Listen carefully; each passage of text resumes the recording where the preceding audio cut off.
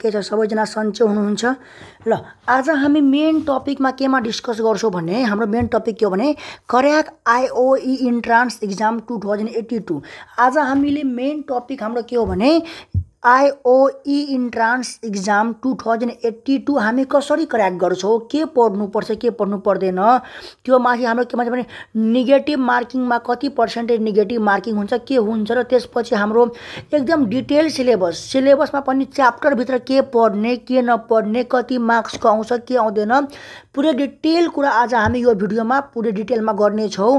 त्यसपछि हामीले के यो च्याप्टरमा अब हामीले जम्मा दुई टाइपको क्वेशन आउँछ, type A type B, long question short question सबैको बारेमा हामी आज डिटेलमा एकदम कुरा गर्ने छौं। यो टपिकमा तपाईहरु बनिराख्नु होला, यो टपिक मजाले हेर्नु होला हैन, किनभने यो टपिक हेरिसकेपछि तपाईलाई यो भिडियो हेरिसकेपछि कुनै पनि डाउट रहनेवाला छैन र मजाले बुझ्नुहुन्छ। ठीक छ, अनि अब हामी आज स्टार्ट गरौँ हाम्रो टपिक। ध्यान दिनु, म के भन्दै छु भने आजको मेन टपिक के हो, syllabus of IOE entrance engineering entrance exam 2082 को अपडेट।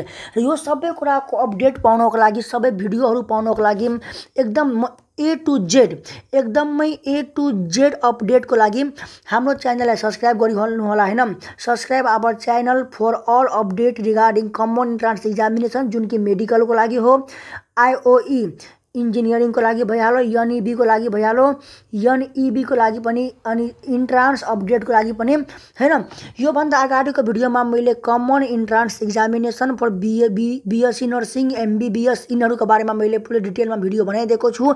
यदि कोही विद्यार्थी मेडिकल तर्फबाट इन्ट्रेस्ट राख्दैछ भने उसले चाहिँ त्यो भिडियो हेर्न सकिन्छ। ठीक छ, आजको मेन टपिक हाम्रो के हो भनेपछि IOE entrance exam. IOE entrance एक्जाममा फुल मार्क्स जम्मा 140 को हुन्छ, जसमा पास हुनको लागि कम्तीमा पनि अराउन्ड 55 55 देखि 60 मार्क्स तपाईं ल्याउनु भयो भने मजाले तपाईं पास हुनुहुन्छ आईओई इन्ट्रान्स एक्जामिनेसनमा। ठीक छ, अर्को कुरा हामी के कुरा गर्छौं भने ध्यान दिनु, हेर्नु मेन टपिक हाम्रो के हो भनेपछि टाइप अफ क्वेशन। जम्मा दुई टाइपको क्वेशन सोधिन्छ आईओई इन्ट्रान्स एक्जामिनेसनमा, बुझ्नुभयो, जम्मा दुई प्रकारको क्वेशन सोधिन्छ। त त्यो पुरै डिटेलमा हामी 0 to हीरो एकदमै कन्सेप्ट हामी गर्छौं। ठीक छ, अब थम्बनेलमा हेर्नु नै भएको होला, crack IOE entrance exam 2082 IOE 2082 detail syllabus हामी कुरा गर्छौं, यसमा च्याप्टर वाइज अनि त्यसपछि मार्क्स डिस्ट्रिब्युसन कुरा गर्छौं हामी, एभ्रिथिङ डिटेल डिस्कसन। ठीक छ, अब हेर्नु टु टाइपको जम्मा क्वेशन आउँछ हाम्रो, टाइप ए टाइप बी। अब टाइप ए भनेको तपाईले एकदमै सर्ट क्वेशन आउने हो, टाइप ए मा तपाईले के क्वेशन आउने भने सर्ट क्वेशन आउने हो, टाइप बी मा तपाईले लङ क्वेशन आउने हो। ठीक छ, अब सर्ट क्वेशन जम्मा 60 वटा क्वेशन हुन्छ, प्रत्येक क्वेशन 1 मार्क्सको हुन्छ। यसरी तपाईले जम्मा 60 मार्क्सबाट तपाईले टाइप ए बाट 60 मार्क्स आयो। म फेरि भन्दै छु, टाइप ए मा तपाईले 60 वटा सर्ट क्वेशन हुन्छ, मतलब 60 वटा क्वेशन हुन्छ, प्रत्येक क्वेशनको 1 मार्क्स हुन्छ। यसरी तपाईलाई टाइप ए मा जम्मा 60 मार्क्सको क्वेशन सोधिन्छ। त्यस्तै टाइप बी मा तपाईलाई 40 वटा क्वेशन सोधिन्छ, त त्यो 40 वटा क्वेशन प्रत्येक क्वेशन 2 मार्क्सको हुन्छ, जम्मा तपाईले 80 मार्क्सको लङ क्वेशन सोधिन्छ हैन। यसरी तपाईले जम्मा टोटली 140 मार्क्सको फुल मार्क्स आईओई इन्ट्रान्स एक्जामिनेसनमा सोधिन्छ। अब हामी कुरा गरौँ आजको मुख्य टपिक के हो भनेपछि नेगेटिभ मार्किङ। धेरैजना विद्यार्थीले यो नेगेटिभ मार्किङ के हो सर, यसको माथि भिडियो बनाइदिनु भनेर मलाई रिक्वेस्ट पठाउनु भएको थियो हैन, व्हाट्सएपमा पनि मेसेज आउँदै थियो। किनभने मैले यो भन्दा अगाडि म तपाईले भने नि कमन इन्ट्रान्स एक्जामिनेसनको बारेमा मैले भिडियो बनाएको छु, त्यहाँ धेरैजना विद्यार्थी आईओई को लागि पनि इन्ट्रेस्टेड छ, ब्याचलर अफ इन्जिनियरिङको लागि पनि इन्ट्रेस्ट छ, त्यसैले नेगेटिभ मार्किङको बारेमा मलाई भिडियो बनाउन भनेको थियो। ध्यान दिनु, म लेखि नै देख्छु, के लेख्दै छु भनेपछि ध्यान दिनु मजाले हैन। इफ यू मेक 10 मिस्टेक, यदि तपाईले 10 वटा गल्ती गर्नुभयो भने then an additional 1 marks will be deducted from your total marks.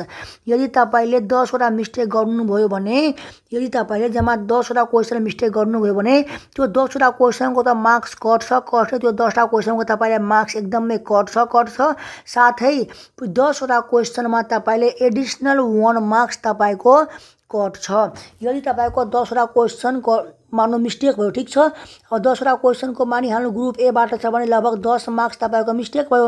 अब 10 मार्क्स त यो कट्छ, प्लस 1 मार्क्स तपाईको एडिशनल 1 मार्क्स तपाईको कट्छ, जम्मा तपाईको 11 मार्क्स कट्ने भयो। ठीक छ, यसरी तपाईले मजाले बुझ्नु पर्ने हुन्छ। अब let's start the detail for CE and IOE. अब सिईको लागि त मैले अलरेडी भनिदिएको छु, यो भिडियोमा हामीले खालि आइओईको बारेमा कुरा गर्छौँ। हल्कामा के कुरा गर्छु भने यदि तपाईँहरूमध्ये कोही विद्यार्थी यदि विराटनगरको हुनुहुन्छ अथवा विराटनगरमा पढ्न चाहनुहुन्छ भने तपाईँ यो मेरो पर्सनल नम्बर हो 98 015 45 542, अर्को नम्बर 98 19 95 57 28, यो दुईटामा तपाईँ कन्ट्याक्ट गर्नुहोला। विराटनगरमा हाम्रो फिजिकल क्लास नै हुँदैछ एमबिबिएसहरूको, बिएससी नर्सिङहरूको इन्ट्रान्स इक्जामिनेसनको लागि अनि इन्जिनियरिङको लागि पनि। अनि म फेरि भन्दैछु, subscribe our channel for all update.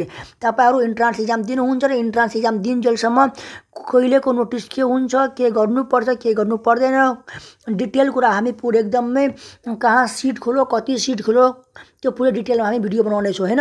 अब हेर्नु डिटेल सिलेबसमा के भन्छु जम्मा भनेपछि तपाईँलाई म्याथमेटिक्सबाट जम्मा तपाईँलाई 50 मार्क्स सोधिन्छ। त्यसमा तपाईँको एकदमै डिटेलमा हेर्नु के सोधिन्छ भनेपछि ध्यान दिनु हैन कि फर्स्टमा सेट लोजिक एन्ड फङ्सनबाट तपाईँको स्क्रिनसट लिइहाल्नु। एकदमै डिटेलमा यति पढेपछि तपाईँको मजाले पुगिसक्छ हैन। अल्जेब्राबाट ध्यान दिनु, matrix, determinant, types of property भयो, इन्भर्स अफ म्याट्रिक्स भयो, पोलिनोमियल इक्वेसन, कम्प्लेक्स नम्बर जुन कि धेरै नै इम्पोर्टेन्ट टपिक हो, सिक्वेन्स परम्युटेसन कम्बिनेसन त फिक्स क्वेसन आउँछ, binomial theorem, exponential and logarithmic series simple छ। ट्रिगोनोमेट्रीबाट तपाईँले हेर्नु यो ट्रिगोनोमेट्रिक इक्वेसन जेनरल भ्यालु भइहाल्यो। त्यसपछि तपाईँले के भयो भने इन्भर्स ट्रिगोनोमेट्रिक फङ्सन भइहाल्यो, प्रिन्सिपल भ्यालु भइहाल्यो, ट्रायङ्गलमा incentre, orthocentre, circumcentre, solution of triangle तपाईँले पढ्नुपर्ने हुन्छ। कोअर्डिनेट जियोमेट्रीमा straight line, pair of line, circle, equation हैन, यो सब तपाईँले मजाले पढ्नु। सबभन्दा बढी फोकस गर्नु प्याराबोला, इलिप्स र हाइपरबोलाबाट यो क्वेसन चाहिँ यहाँबाट नछुटाउनु, यो क्वेसन यहाँबाट आउन सक्ने चान्स धेरै हुन्छ। त्यसपछि हामी कुरा गर्छौँ क्यालकुलसको, सबभन्दा इम्पोर्टेन्ट क्यालकुलसको त ए टु जेड भिडियो एनइबीको लागि हाम्रो च्यानलमा भेटि नै हाल्छ। र माथिबाट म के भन्छु भने इन्ट्रान्सको लागि पनि तपाईँले चिन्ता लिनु पर्दैन, यति डिटेल सिलेबस पढ्नु मजाले पुग्छ हैन। Limit and continuity of function indeterminate form, L'Hospital रुलबाट क्वेसन सोधिन्छ।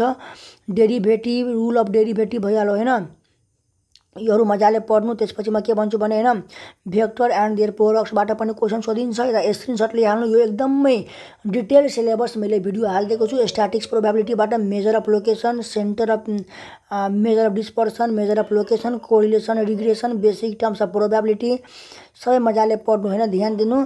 त्यसपछि हामी कुरा गर्छौँ फिजिक्सको। फिजिक्समा तपाईँलाई 50 मार्क्स सोधिन्छ हैन। म्याथको तपाईँलाई कति मार्क्स सोध्छ भने ध्यान दिनु, तपाईँलाई म्याथ्सबाट जम्मा 50 मार्क्स सोधिन्छ। म्याथबाट जम्मा तपाईँलाई कति मार्क्स सोधिन्छ भनेपछि 50 मार्क्स सोधिन्छ। त्यस्तै फिजिक्सबाट तपाईँलाई कति मार्क्स सोधियो भने 40 मार्क्स सोधिन्छ, ठिक छ।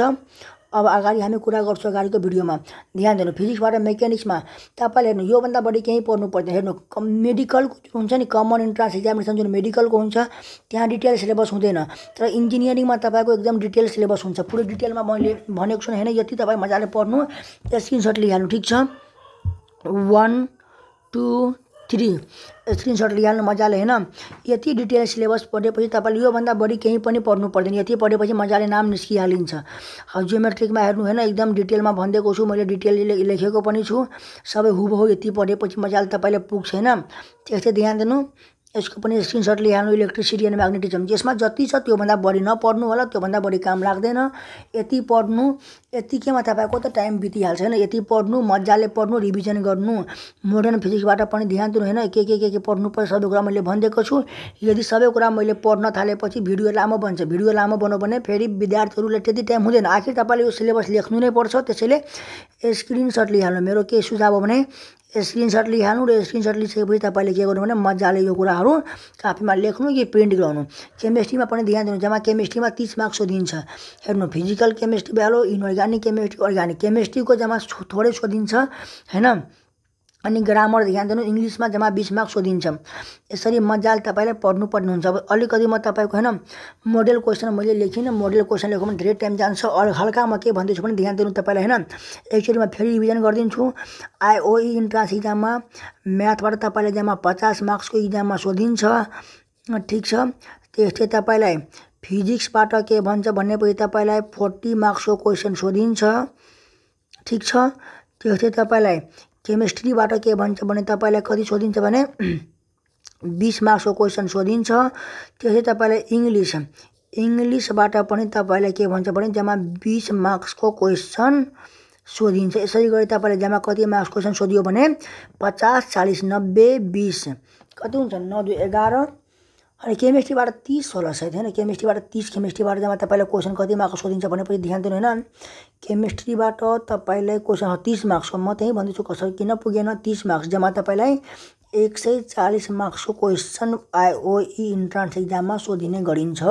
ठिक छ, हस् भाइ, हाम्रो च्यानललाई सब्सक्राइब गरिदिनु होला। अहिले रातिको कति बज्दैछ भनेपछि तपाईँ यहाँ हेर्न सक्नुहुन्छ।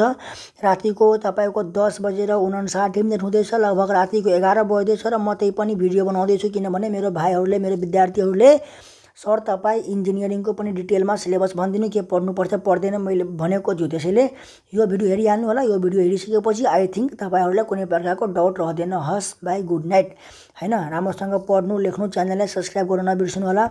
हस्, धन्यवाद।